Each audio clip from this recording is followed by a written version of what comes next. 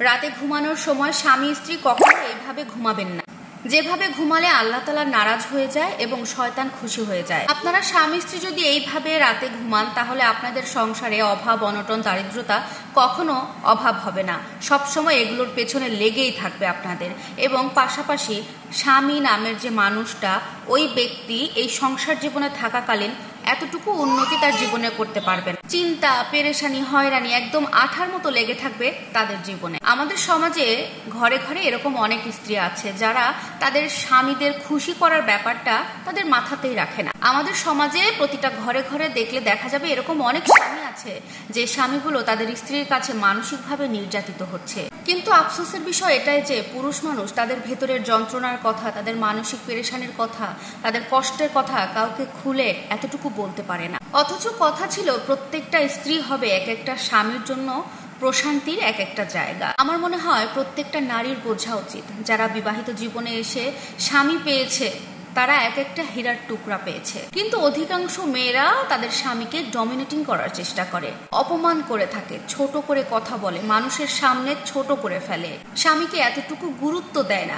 আমাদের হাদিসের ভেতরে কিন্তু এই ঘুমানোর ব্যাপারে, স্বামী স্ত্রী ঘুমানোর ব্যাপারে কঠিন একটা নিষেধাজ্ঞা আছে। যেভাবে ঘুমালে আল্লাহ তাআলা ওই স্বামী স্ত্রীর ওপরে নারাজ হয়ে যায় এবং পাশাপাশি শয়তান তাদের ওপরে খুশি হয়ে যায়। প্রত্যেকটা স্বামী এবং স্ত্রীর উচিত এই কথাগুলো জেনে রাখা এবং জানার পরে মেনে চলা। একটা স্ত্রীর সম্পূর্ণ হক আদায়কারী হচ্ছে তার স্বামী।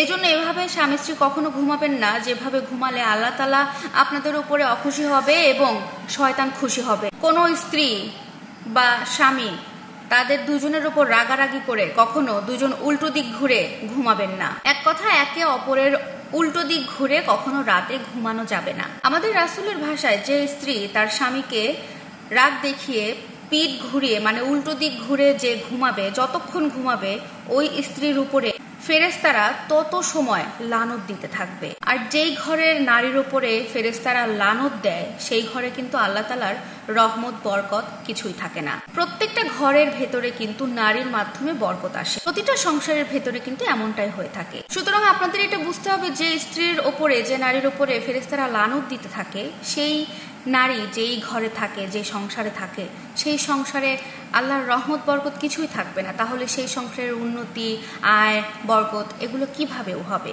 কোনোভাবেই হওয়া সম্ভব নয়। তাই প্রত্যেকটা নারীর কাছে রিকোয়েস্ট, আপনারা অবশ্যই আপনাদের স্বামীর প্রতি রাগারাগি করলে তৎক্ষণাৎ সেই রাগারাগিটা মিটিয়ে ফেলার চেষ্টা করবেন, অন্তত রাতে ঘুমাতে যাওয়ার আগে। কখনো স্বামীর উপরে রেগে থেকে পিঠ ঘুরিয়ে উল্টো দিকে শুয়ে কখনো রাত পার করবেন না। এটা অনেক বড় একটা অন্যায় হয়ে যাবে। হাদিস মোতাবেক এই কাজটা করা থেকে বিরত থাকবেন। সবসময় চেষ্টা করবেন রাতে ঘুমানোর আগে রাগটা যেন মিটিয়ে নেওয়ার জন্য এবং স্বামীর মুখোমুখি হয়ে ঘুমানোর চেষ্টা করবেন।